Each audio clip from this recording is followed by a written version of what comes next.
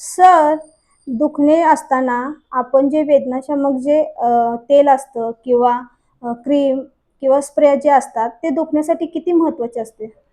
हो का? ज्यावेळेला ॲक्चुअली पेन किलर्स वगैरे मार्केटमध्ये नव्हते, तेव्हा जुनी लोकं त्यांना काय दुखापत झाली किंवा दुखत असेल, तर शक्यतो एखाद्या तेलामध्ये कापूर टाकून किंवा त्यांच्या घरगुती असं काही निरगुंडी वगैरे ऑइल वगैरे असतात, ती झाडपाला वापरून वगैरे त्या जागी लावायचे आणि त्यांचं दुखण्याचं प्रमाण कमी व्हायचं.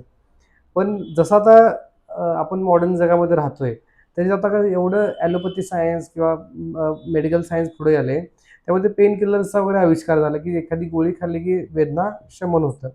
पण ते थोडे साइड इफेक्ट पण असतात. जर डॉक्टरांच्या सल्ल्याने घेतलं तर काही प्रॉब्लेम नाही. कारण गरज असेल तरच ते खा म्हणून सांगतील. पण समजा तुम्ही घरी आहे आणि थोडंसं दुखत आहे, जास्त नाही, म्हणजे बेअर करू शकताय. तर अशा वेळी आपलं लक्ष सारखं त्या दुखण्याकडे जातं.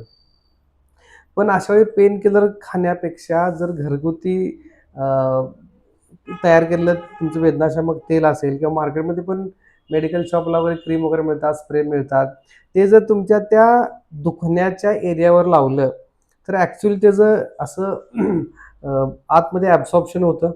ते शोषलं जातं आणि त्या एरियामधले जे काही नर्व्हज असतात, नसा असतात, त्या थोड्या सुंद होऊन तुमचं दुखण्याचं प्रमाण कमी होऊ शकतं.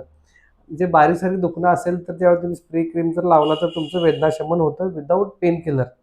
सो त्याचा फायदा काय होईल, की तुम्हाला पेन किलर खायची गरज पडणार नाही. मग समजा थोडं दुखणं आहे, 1-2 दिवस तुम्ही तसं तेल, क्रीम वगैरे वापरून बघू शकताय आणि जर दुखणं कमी आलं, तर वेल एंड गुड. आणि नाही कमी आलं, तर पेन किलर खाण्यापेक्षा डायरेक्ट तुमच्या तज्ञ डॉक्टरांच्याकडे जाऊन त्यांच्या सल्ल्यानं ती काय असेल ते ट्रीटमेंट घ्या, त्याचं निदान लावून. सो ह्या तेल, क्रीमचा वापर आपण घरी करू शकतो ह्यासाठी, की दुखण्यावरची गोळी खायची गरज पडणार नाही आणि जे काय असेल दुखणं, ते नॅचरली तुमचं कमी होईल.